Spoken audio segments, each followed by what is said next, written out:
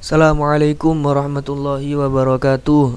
Alhamdulillahirabbil alamin. Kita masih diberi kesehatan oleh Allah, kesehatan jasmani dan rohani, sehingga masih bisa ikhtiar dalam melaksanakan kewajiban menuntut ilmu yang diwajibkan oleh Allah atas setiap muslim dan muslimah. Ini adalah Kitabut Thaharah Faslun halaman 11. Silakan dibuka, ini materi lanjutan yang kemarin.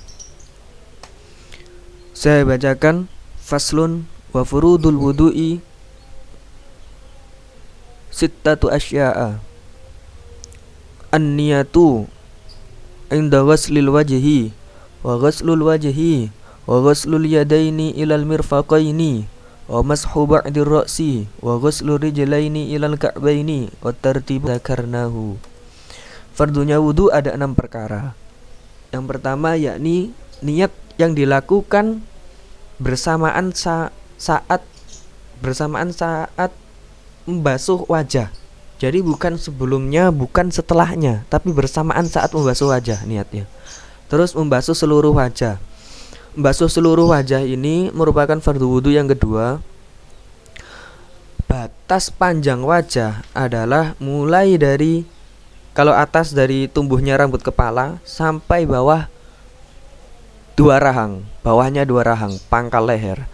Sedangkan batas lebar wajah adalah di antara kedua telinga. Itu adalah batasan yang wajib dibasuh pada saat membasuh wajah pada saat wudu.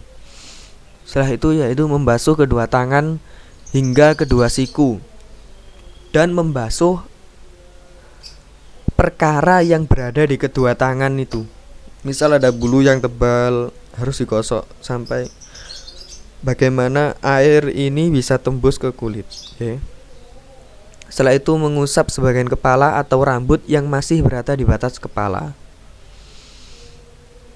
Setelahnya membasuh kedua kaki hingga mata kaki, dan membasuh juga bagian perkara yang ada di kaki tersebut. Misal ada bulu-bulu yang tebal atau ada daging yang tumbuh, harus juga dibasuh pada saat di kaki sampai di mata kaki, di atas mata kaki.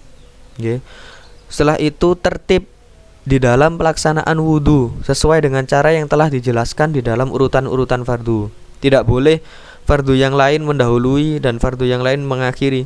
Maksudnya tidak boleh mendahulukan kedua tangan, setelah itu membasuh wajah, tidak boleh. Tapi harus tertib, mulai dari niat, wajah, kedua tangan, membasuh sebagian kepala, rambut, sampai kedua kaki.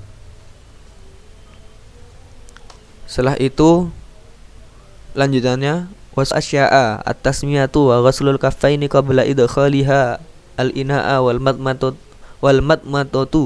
wal istinsyaku wa mashu jami'ir ra'si wa mashul udhunaini zahirihima wa batinihima bima'in jadid wa tahlilul lihyah al-kathah wa takhlilu asabi'il yadaini wa rijlaini wa taqdimul yumna 'alal yusra wa taharatu salasan wal muwalah.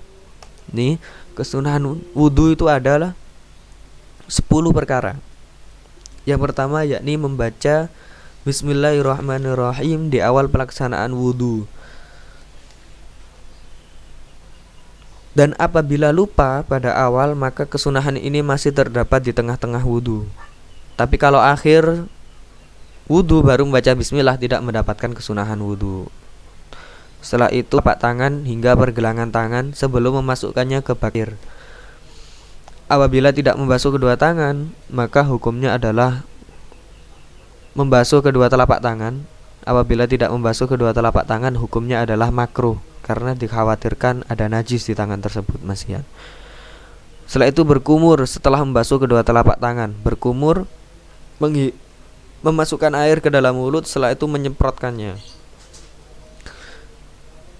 Selanjutnya menghirup air ke dalam hidung yang dinamakan istinsyak. Menghirup air ke dalam hidung sampai ke janur hidung, setelah itu disemprotkan. Ini adalah kesunahan wudu yang sempurna. Setelah itu mengusap seluruh bagian kepala, menggosokkannya, dan mengusap seluruh bagian kedua telinga, baik bagian luar ataupun dalam dengan menggunakan air yang baru. Maksudnya bukan basah-basah dari sisa usapan kepala tadi. Jadi menggunakan air yang baru. Setelah itu menyela-nyelai bulu jenggotnya orang laki-laki yang tebal. Bagi orang laki-laki yang mempunyai bulu jenggot yang tipis, ini wajib disela-selai karena termasuk rukun wudhu.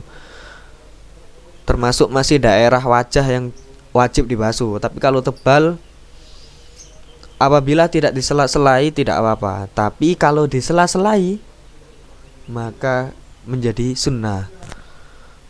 Setelah itu menyela-nyelai jari kedua tangan dan kaki jika air sudah di bagian tersebut tanpa disela-selai. Apabila tidak bisa sampai pada bagian tersebut jika tanpa sela-selai maka hukumnya wajib disela-selai. Setelah itu mendahulukan bagian kanan dan dari kedua tangan dan kaki sebelum bagian kiri dari keduanya. Untuk tugas, silakan catat keterangan ini di buku tulis kitab kalian. Lalu saat kalian masuk sekolah, tumpuk jadi satu kelas dan kumpulkan ke kantor guru. Mungkin ini yang bisa saya sampaikan. Mohon maaf apabila ada salah-salah kata. Akhirul kalam. Assalamualaikum warahmatullahi wabarakatuh.